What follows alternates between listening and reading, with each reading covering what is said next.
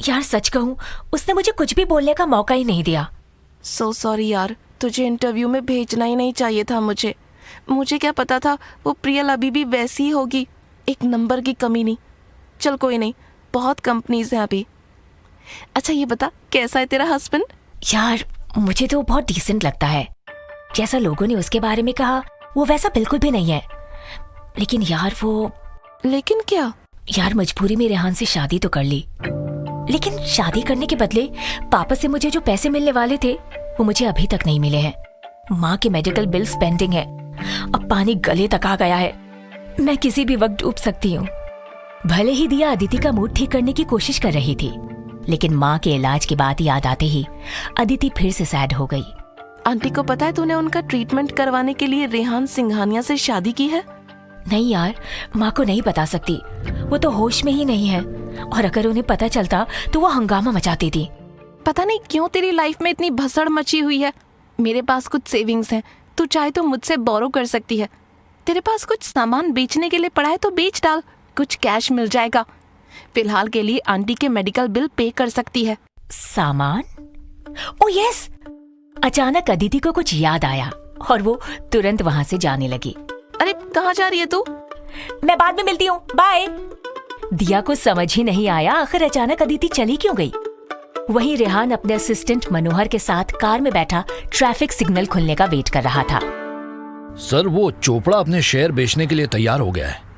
हमें बस भुलानी और मुलानी की जरूरत है। एक बार अगर वो दोनों तैयार हो जाए तो सब कुछ ट्रैक पर आ जाएगा। मनोहर की बात सुनकर रेहान ने हामी भरी। तभी मनोहर की नजर अदिति पर गई, जिसके हाथ में रेहान का दिया वेडिंग गिफ्ट था।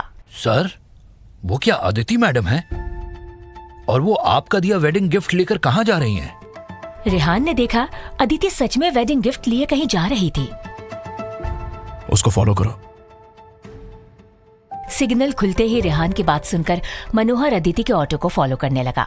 वहीं अदिति अपना वेडिंग गिफ्ट लिए खोई खोई सी मार्केट में जा रही थी।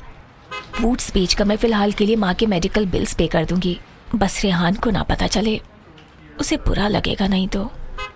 अदिति के पास इस वक्त सबसे महंगी चीज यही थी। एक सेकेंड हैंड आइटम खरीदने वाली शॉप पर जाकर वो बोली, एक्सक्यूज मी सर, मुझे अपने बूट्स सेल करने हैं, इन्हें बस एक ही बार यूज किया है मैंने।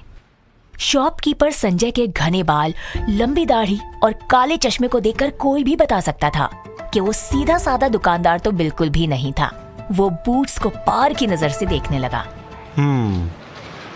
ब्रांडेड हैं और अनयूज्ड हैं, ये बात तो पक्की है। सही जगह आई हैं आप। इसके 30,000 दे दूंगा आपको। सिर्फ 30,000? इनकी कीमत 1,00,000 रुपए है। देखिए, 30,000 से 1 रुपए ज्यादा नहीं दे सकता। एक बार चीज बिक गई तो सेकंड हैंड हो जाती है, फिर आधी कीमत तक नहीं मिलती। अगर बेचना है तो ठीक, नहीं तो आप दूसरी दुकान देख लीजिए। संजय की बात सुनकर अदिति असमंजस में थी। वहीं रेहान और मनोहर दोनों दूर से अदिति पर नजर रख रहे थे। सर, मैडम आपका दिया वेडिंग गिफ्ट बेच रही हैं। उसे गिफ्ट का जो करना है करे, उसकी मर्जी। ये कहकर रेहान ने भले ही मनोहर को चुप कर दिया, लेकिन अंदर ही अंदर वो अदिति की हालत पर दुखी था। अगर इसे पैसों की जरूरत थी तो मुझसे कह सकती थी, ज्यादा ही खुददार है। वेडिंग गिफ्ट बेचने की क्या जरूरत थी? वही दुकानदार अदिति को 30 से 35,000 तक तो देने के लिए तैयार हो गया था, लेकिन उससे 1 रुपया ऊपर देने को तैयार नहीं था। मैडम, इतना क्या सोच रही हैं? 35,000 अच्छी प्राइस है, इससे अच्छी डील आपको कहीं नहीं मिलेगी। आई एम सॉरी, फिर मैं इसे नहीं बेच सकती, दूसरी दुकान देखती हूँ मैं। ये कहते हुए अदिति जाने लगी। अदिति को याद आया कैसे रेहान ने उसे स्टाफ से ह्यूमिलिएट होने से बचाया था और कितने प्यार से रेहान ने उसे वेडिंग गिफ्ट दिया था। वो पल याद आते ही उसने बूट्स बेचने का डिसीजन बदल दिया। अरे मैडम, आप तो नाराज हो गई। देखो, आपको पैसों की जरूरत है, चलो मैं 40,000 दे रहा हूँ, अब डील डन करो।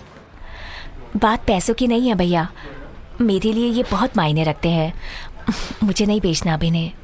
अच्छा, या मेरा टाइम खोटी करने आई थी क्या? चलो, कहाँ से आ जाते हैं। अदिति को फर्क ही नहीं पड़ा कि संजय उससे इस वक्त क्या कह रहा था। उसे बस इस बात की खुशी थी कि वो एक बड़ी गलती करने से बच गई थी। वहीं दुकानदार को बूट्स ना मिलने का बहुत मलाल था। अदिति के जाते ही संजय ने किसी को कॉल किया। मानो उसके दिमाग में कोई शैतानी साजिश चल रही हो। अदिति स्टोर के बाहर अपने वेडिंग गिफ्ट को खुद से लगाए बस स्टॉप के बाहर बैठी थी। तभी पीछे से आवाज आई, अरे ब्यूटी, कहाँ जा रही हो? अदिति ने पीछे मुड़कर देखा तो 2 नकाबपोश गुंडे उसके पीछे खड़े थे। इससे पहले कि अदिति कुछ सोच पाती, एक गुंडे ने उससे बूट्स का पैकेट छीन लिया। अदिति घबरा गई और उसके हाथ पांव कांपने लगे। ओह, गलती से आपको हाथ लग गया। कितनी सॉफ्ट हो आप। भगवान भला करे, भला कोई इतना खूबसूरत कैसे हो सकता है? ब्रदर, आज तो बहुत मजा आने वाला है। तेरा दिमाग खराब है। सामान मिल गया, चलते हैं यहाँ से। सामान तू रख लेना, माल मैं रखता हूँ। ऐसा माल छुआ है कभी तूने? दूसरे गुंडे की बात सुनकर पहला गुंडा बूट्स का वो पैकेट लेकर वहाँ से चला गया। उसने अपना चाकू निकाल लिया और अदिति के करीब जाने लगा। अदिति को समझ आ गया था आज उसकी जिंदगी बर्बाद होने वाली है।